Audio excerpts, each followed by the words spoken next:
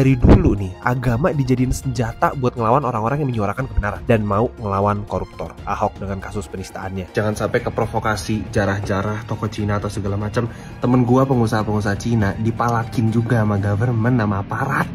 Kita sama-sama susah. Yang ngambil duit kalian tuh bukan pengusaha-pengusaha Cina. Kalian bayar pajak tuh bukan ke mereka. So stay smart, jangan jarah-jarah, oke? Beberapa orang Tionghoa termasuk gua ya, takut demo kali ini akan membuat kita menjadi sasaran lagi. Takut kejadian 98 itu akan terulang lagi. Tapi di sisi lain kita juga percaya, masyarakat Indonesia itu udah pintar. Tidak mau diprovokasi, tidak mau diadu domba lagi. Kita ngerti, yang bersalah di sini adalah pemerintah yang korupsi, yang menindas rakyat. DPR yang seharusnya mewakili suara rakyat malah joget-joget di gedung istana, menikmati harta dari gaji kita, memakan pajak kita semena-mena, dan mengatakan kita tolol ya. Itulah yang kita mau lawan. Yang kita mau lawan adalah orang-orang pejabat pemerintah yang korupsi, yang menindas rakyat. Jadi jangan mau diadu domba ya. Indonesia bener-bener lagi mau diadu domba. Ya jadi belakangan tuh gue baru dapat kabar nih, nggak tahu bener atau enggak ya, kalau Indonesia tuh lagi mau diadu domba antar ras, antar agama kayak gitu loh. Ya jadi ada beberapa info kalau ada beberapa titik-titik di jalanan dan di tol, kalau ada orang-orang disebar untuk ngeprovokasi dengan neriak-neriakin orang Cina kayak Cina. Sampai-sampai ada salah satu orang tua kenalannya gue itu diteriakin Cina sama orang itu, tujuannya apa coba? Dan ini bener-bener udah ngerambat ke area-area di luar dari Jakarta kayak BSD, Tangerang, Bintaro, Gading Serpong dan lain-lain lah ya. Dan parahnya lagi katanya pelakunya tuh bukan warga biasa tapi oknum yang nyamar jadi warga. Nah, udah tahu tuh tujuannya apa kan? Ini jujur gue nggak tahu ya fungsinya tuh buat pengalihan isu atau apa, tapi yang jelas ini Indonesia lagi sakit banget. Ingat ya, Cina lah, Jawa lah, Batak lah, apapun itu ras, semuanya itu satu Indonesia. Jadi jangan sampai kita tuh keprovokasi sama orang-orang jahat di luar sana. Jangan sampai kejadian 98 jadinya keulang lagi. Ya udah, stay safe semuanya. Ya, jejak ya, jejak. Perbedaan Ahok dan para pejabat zaman sekarang yang ada di dalam gedung DPR ialah pada saat Pak Ahok di masanya, di masa dia memimpin sebagai gubernur Jakarta, membuat kebijakan dan kebijakannya itu ditolak, maka Pak Ahok akan membuka ruang untuk menerima rakyat atau pihak yang menolak kebijakannya, dan mereka akan duduk musyawarah untuk mufakat atau menampung aspirasi masyarakat sehingga bisa sama-sama menemukan jalan keluarnya.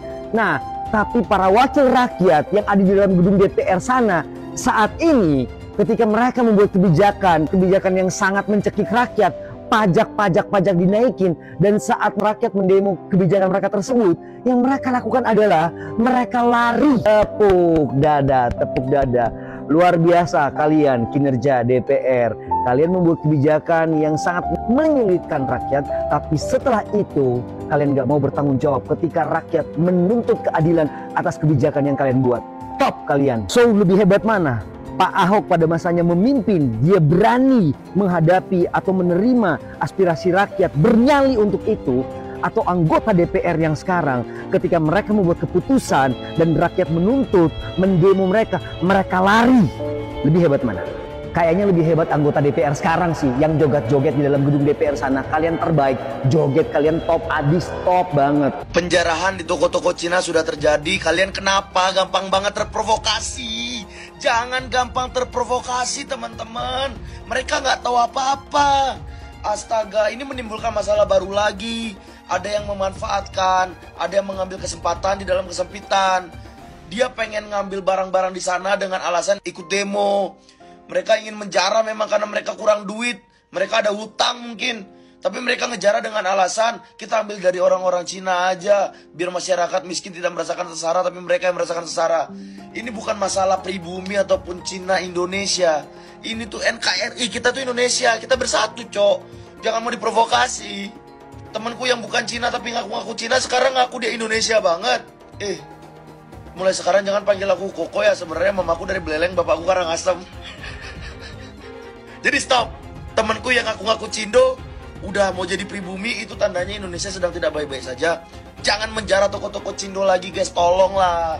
Kita bersatu, yang salah DPR bukan rakyat. Tolong jangan mau diprovokasi. Teman-teman, kita hari ini tuh lagi diadu domba. Jangan sampai mau kita diadu domba teman-teman. Jangan sampai kita dipecah belah lagi. Jangan sampai kejadian tahun 98 tulang lagi. Teman-teman, kita satu perjuangan. Gua juga satu perjuangan sama kalian teman-teman. Ya, Walaupun mata gua sipit, walaupun kulit gua agak putih, gua orang Indonesia teman-teman, dan gua selalu menyuarakan, gua di pihak kalian teman-teman. Kita etnis Tionghoa ada di pihak kalian, jangan mau kita diadu domba lagi teman-teman. Dan buzzer-buzzer pun sekarang sudah mulai menyuarakan hal itu, mulai membakar lagi kepada etnis Tionghoa. Kenapa? Karena itu yang paling gampang untuk dibenci. Jangan sampai kemarahan kita ini beralih teman-teman.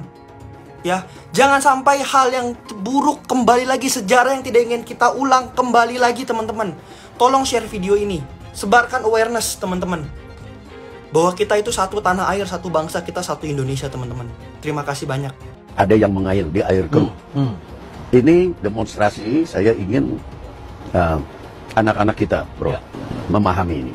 Kalau toh berhasil merubah sesuatu, ini akan memakan anak-anaknya sendiri. Karena kalau revolusi itu pasti korbannya anak-anaknya sendiri. Dan yang akan nunggangin itu orang yang tidak ikut apa-apa. Ini namanya mengail di air keruh. Sekarang gini, waktu almarhum korban sudah meninggal, kalau yang datang polisi sama Brimob oke lah. Tapi ada orang yang datang, dia apa hubungannya ya? Politisi. Nah, jadi itu saya lihat udah mulai ada yang mau memancing di air keruh. Itu yang paling lo lihat. Itu kan kita lihat di TV lu, kok saya lihatnya apa hubungannya ya orang ini? Kok datang? Lah, padahal yang mestinya datang minta maaf kan udah ya polisi, presiden minta maaf, itu memang harus terpenuhi itu secara moral ya. Tapi kalau datang orang kecil lu apa hubungannya lu?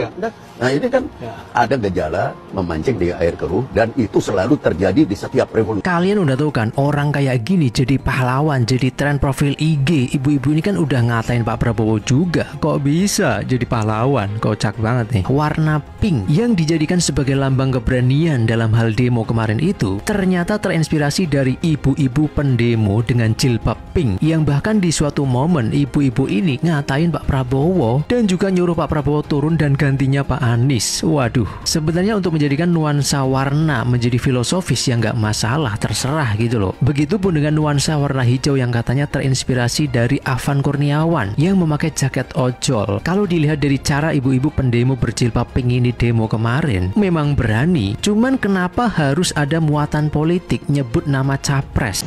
Ada yang main gitu. Itu dari sana, dari luar. Orang yang dari luar hanya menggerakkan kaki tangan yang ada di dalam. Isinya George Soros, David Rockefeller, Bloomberg. Dugaannya sementara tujuannya? Ya jelas tujuannya kan sama aja, dari dulu juga maunya menjajah, tapi kan caranya lain. Siapa Endro Priyono yang keluar mengatakan ada dalang? Sudah ada, saya kantongi namanya. Kamu dalangnya. Kami harus ditangkap Endro Priyono. Kamu berhenti untuk menipu publik dengan manuver-manuver politik, dengan seolah-olah kamu satu jenderal senior, mantan intelijen yang hebat. Kamu nggak dihitung.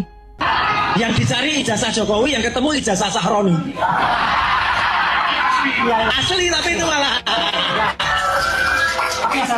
asli, jujur malah dia, walaupun nilainya total 68 untuk 12 mata pelajaran, tapi asli. Ya itu, jangan disinggung barang yang lain yang ditemukan di rumah Sahroni. Ntar malah gak jadi diskusi. Yang ketemu yang bisa bergetar itu.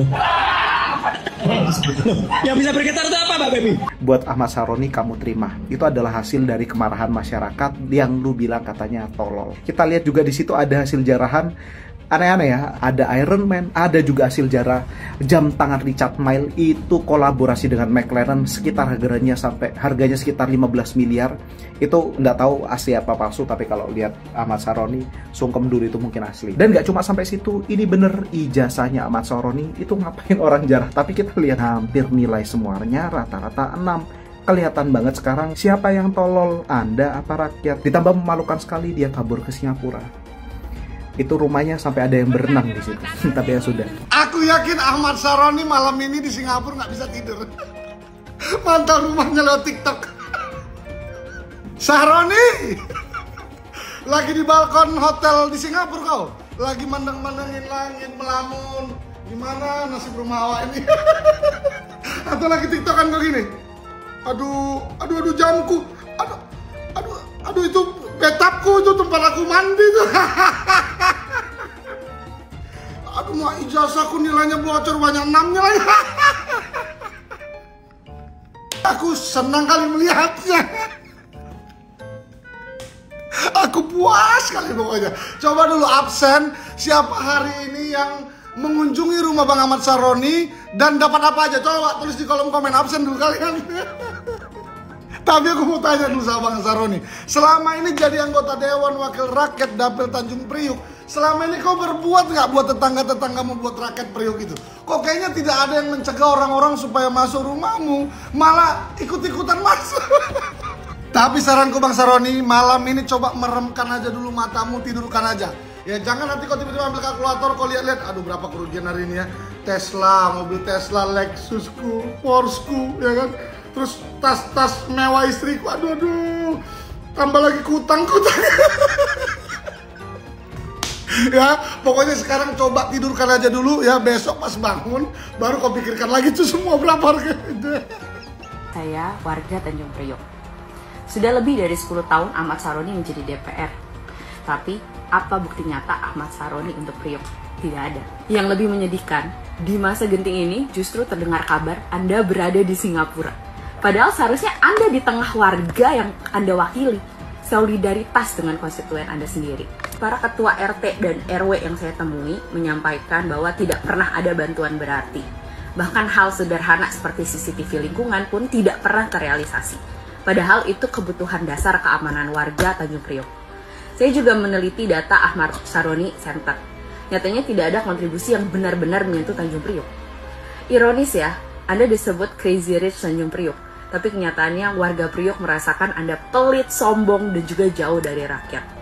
Yang selalu saya ingat setiap menjelang pilkada 2014, 2019, 2024, Anda justru membuat panggung dangdutan berhari-hari, menutup jalan, membuat macet, dan mengundang ibu-ibu pengajian saja. Itu bukan pelayanan, itu pencitraan. Bahkan Anda terkesan rasis, seolah hanya mewakili satu kelompok. Padahal Anda itu adalah wakil rakyat semua agama dan kalangan di Tanjung Priok.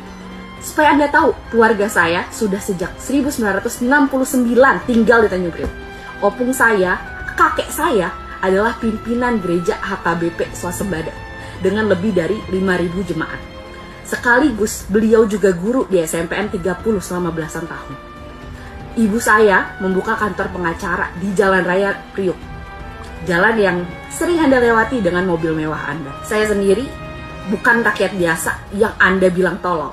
Saya Ruth Kirana, Gen Z dengan 3 gelar akademik, sarjana hukum, sarjana sastra Inggris, dan juga master kebijakan publik dari Tsinghua University Beijing, universitas yang terbaik di Asia. Saya meraih itu semua dengan beasiswa penuh dari Kementerian Kominfo. Jadi, sekarang saya tantang Ahmad Saroni sebagai wakil DPR yang mewakili Tanjung Priok. Ayo kita debat terbuka. Di mana? Silakan.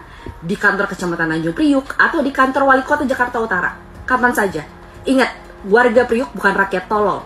Justru yang terbukti tolol adalah wakil rakyat yang tidak bekerja untuk kami. Jangan cuma Nafa Urbah, jangan cuma Asya Ungu, Eko Patrio, Uya Kuya minta maaf. Ini ibu-ibu, yang bapak-bapak yang joget-joget ini siapa? Ini juga yang salah satu yang paling pertama muncul.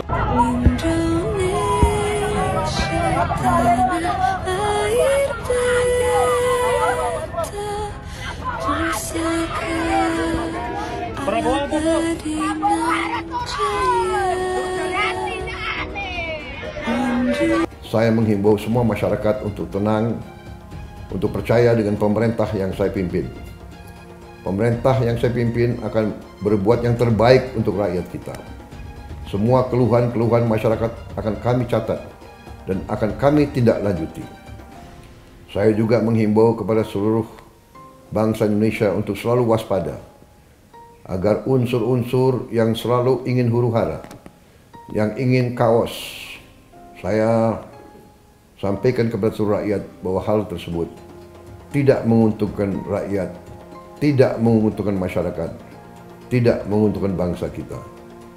Bangsa kita sedang berbenah diri, bangsa kita sedang mengumpulkan semua tenaga, semua kekuatan, semua kekayaan untuk kita bangkit, membangun negara yang kuat, negara yang sejahtera, negara yang berhasil mengatasi kemiskinan dan kelaparan.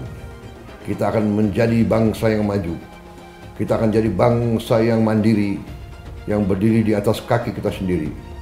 kita akan menjadi negara industri yang tidak kalah dengan negara-negara lain. Untuk itu, kita harus waspada, kita harus tenang, dan kita tidak boleh mengizinkan kelompok-kelompok yang ingin membuat huru-hara dan kerusuhan.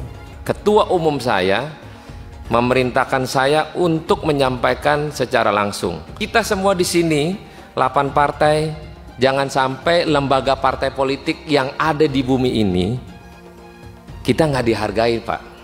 Tolonglah, Pak, dihargain satu sama lain, Pak. Kalaupun mau tangkap, misalnya Bapak berkomunikasi dengan pimpinan partai, kita anterin itu orang, Pak, ke Bapak. Jadi lebih enak, hubungan kelembagaannya ada. Kalaupun dia terpidana, dalam konversi pers terakhir aja saya katakan, Pak, kalau di mana yang bersangkutan dalam proses penyelidikan tindak pidana, silakan kerjakan. Jadi kita nggak melindungi, Pak. Pasti kita akan dukung penegakan hukum yang Bapak lakukan. Jadi terminologi OTT ini sebenarnya kami tidak pernah menyampaikan pimpinan. Ini adalah terminologi yang mungkin menjadi sebuah kebiasaan gitu, budaya, atau ya masyarakat menganggap ini adalah sebuah istilah gitu, OTT, operasi tertangkap tangan. Oleh karena itu maka penanganan, cara-cara penindakannya pun kami juga lakukan secara extraordinary crime, tapi dengan batasan berdasarkan aturan, norma, undang-undang yang menjadi payung hukum yang bisa dilakukan oleh Komisi Pemberantasan Korupsi. Aku baru ngeliat ada video dari Ahmad Syahroni, lagi nih manusia satu ini nih ya, dari Nasdem, bilang harusnya kalau mau penangkapan, laporan dulu lah sama ketua partai.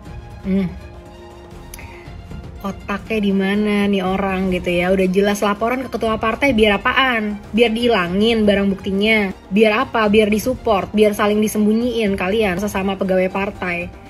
Nih ya, kita bayar orang ini 104 juta per bulan buat memperjuangkan teman-teman separtainya, bukan buat memperjuangkan kesejahteraan masyarakat, memberantas korupsi di Indonesia. Siapapun karyawan DPR yang berani-berani pengen terus melanggengkan korupsi di Indonesia, siap-siap aja kita pecat kalian. Ingat nih ya, Ahmad Syahroni dari Nasdem, jangan pernah pilih orang ini, jangan pernah pilih partai ini lagi. Bubarin DPR ini kadang-kadang nih ya, masyarakat boleh kritik, boleh komplain, boleh caci maki, nggak apa-apa kita terima.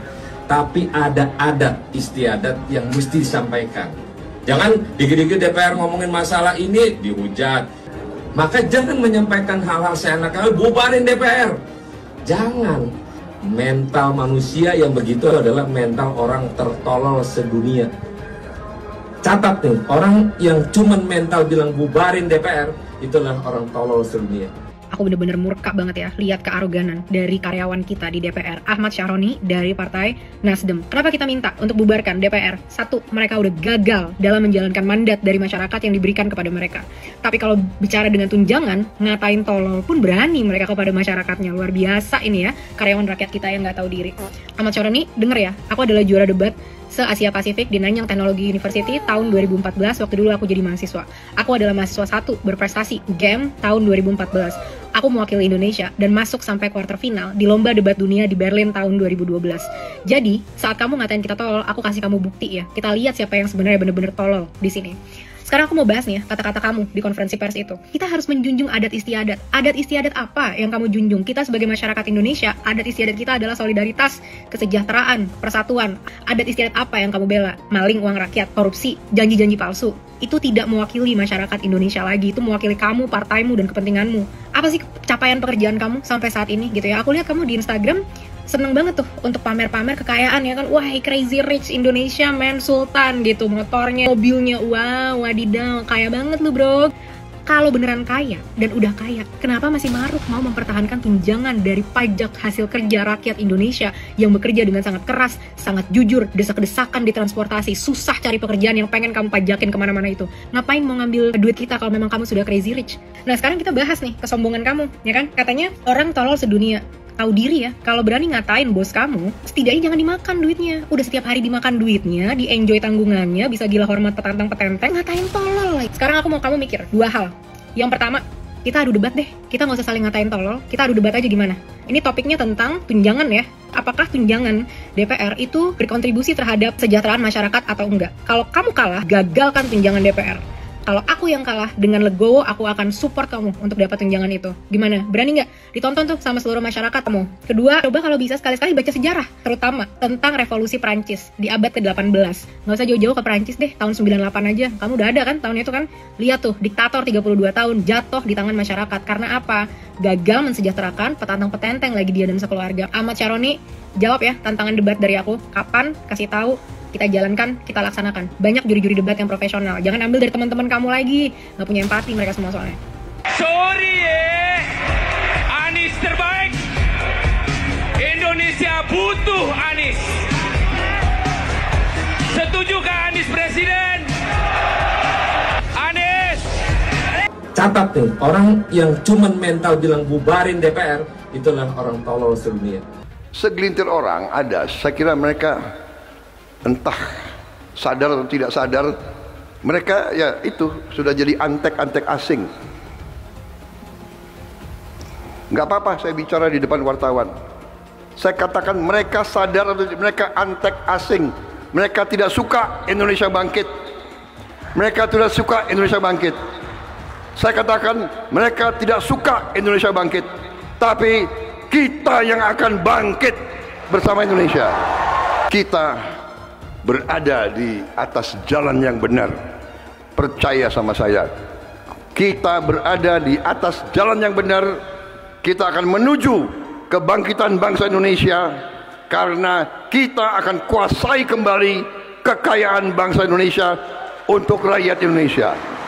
Besok Ustadz Somad tolong datang ke kantor pajak. Saya datang, saya taat pajak. Orang bijak taat pajak. Datang sebagai warga negara Indonesia yang baik. Saya datang. Ada apa Pak Kepala Pajak? Ya Ustadz, sudah kami cek ternyata pendapatan YouTube 1 bulan 150 juta Ustadz bayar pajak. Bapak cek kemana duit itu mengalir dari YouTube. Tidak ada seperak pun ke rekening saya. Langsung beli beras, beli minyak, beli kompor, beli kelas, beli semuanya. Justru saya yang minta kepada pegawai-pegawai pajak, bersedekahlah kalian di jalan Allah Subhanahu wa taala. Karena kalian menghitung mengumpulkan uang. Kalau kalian tidak bisa bersedekah, zalim, aniaya, neraka jahanam tempat kalian. Cuman ngomongnya nggak sekeras itu. Kalau kalian tidak bersedekah, kalian masuk neraka jahanam. Jangan ketika kita difitnah, kita dianiaya, diam. Kalau kita diam jadi fitnah, merajalela, jadi dosa orang. Kita mesti jelaskan. Setelah kita jelaskan orang tetap fitnah kita, itu kita nggak salah lagi. Makanya saya berani katakan di sini, hei orang miskin, hei orang melarat, tidak usah bayar pajak karena pemerintah haram mengambil pajak dari orang-orang miskin dan melarat, saudara. Allah mewajibkan zakat hanya kepada orang kaya. Haram ambil pajak dari rakyat, saudara. Haram, apalagi dari rakyat miskin yang melarat, yang nyari kerja susah, yang makan susah. Haram kau ambil pajak dari mereka. Lalu Prabowo lengserkan dia, setuju gak? Setuju gak? Dukung tidak? Takbir! Kita akan seret mereka semua untuk dijebloskan ke dalam penjara. Takbir! Setuju tidak? Setuju tidak? Enggak berkelahi aja kita adu, dia berkelahi. Tidak ada cerita Ahok dengan Anies. Ketika saya kalah, saya langsung kasih Anies ucapan segala macam. Tapi yang tidak bisa saya terima, ketika Anda menang, Anda pidato memecah belah bangsa. Bahwa Jakarta udah kembali ke pangkuan pribumi yang dijajah selama ini. Itu teksnya di mana-mana. Itu sangat memecah belah bangsa. Saya ini asli Indonesia sesuai undang-undang loh. Apa karena saya namanya Ahok? Itu yang tidak betul seorang Anies lakukan. Bagi saya Anies sangat tidak negarawan. Anda udah menang, yes okay gitu loh. Saya juga tidak bawa ke MA, nggak bawa ke MK. Waktu Anda ulang tahun DKI saya juga datang. Tapi kenapa Anda mesti pidato seperti itu? Bapak Politik Identitas Indonesia Anies Baswedan, Bapak Intoleransi Indonesia Anies Baswedan, jangan lupakan, jangan terlena, jangan sampai dia pecahkan kita dengan dagangan ayat dan mayatnya. Air itu turun dari langit, turunnya ke atap rumah langsung sumur bor, bukan ke sungai dan ke laut. Syukuri kenapa kalah, kenapa ditahan. Saya bersyukur atas itu semua. Saya coba bayangkan ya, kalau seandainya waktu itu kita menang, gitu ya, hari ini belum tentu kita bisa nikmati seperti ini. Kita bersyukur 5 tahun Tuhan izinkan kasih ke orang yang pintar ngomong untuk kerja. Coba kalau kita bayangkan gitu ya, kalau kemarin saya masih jadi gubernur, ini saya udah turun ini. Tapi yang pintar ngomong itu dikira orang hebat kan? Ini lebih berbahaya tahun 2024, langsung ketahuan karakternya. Langsung ketahuan itu. Di saya juga ada kutipan Pak di kamar saya Pak. Tulisannya, Jakarta telah mengambil keputusan yang fatal. Dan ini aneh, betul-betul aneh. Ini bukan kampanye, tapi saya sampaikan sini. Di satu sisi menyiapkan jalur-jalur air untuk dikirim ke laut, di sisi lain di lautnya dipasang dengan pulau reklamasi. Tinggal tunggu waktu jadi rob, air balik. Dan ini melawan sunatullah. Kenapa? Air itu turun dari langit ke bumi, bukan ke laut. Harusnya dimasukkan ke dalam bumi, masukkan tanah. Di seluruh dunia air jatuh itu dimasukkan ke tanah. Bukan dialirkan pakai gorong-gorong raksasa ke laut. Jakarta telah mengambil keputusan yang fatal. Bukan banjir, itu memang parkir air. Bukan banjir, itu memang parkir air. Penjajahan di depan mata itu di Jakarta. Di tempat lain penjajahan mungkin terasa jauh, tapi di Jakarta, bagi orang Jakarta, yang namanya kolonialisme itu di depan mata, dirasakan sehari-hari.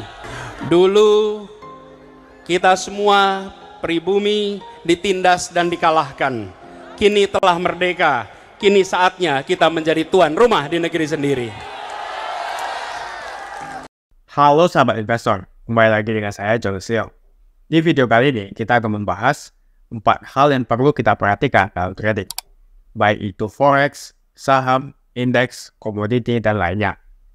Masuk ke yang pertama, yaitu karakteristik dan trend suatu instrumen. Pertanyaannya, buat apa kita perlu tahu karakteristik dari suatu instrumen? Biar kita bisa mengidentifikasi tren dalam makroekonomi atau situasi global. Contohnya kalau kalian ingat, tahun 2021 saham-saham teknologi naik kencang banget, terutama saham-saham di Amerika.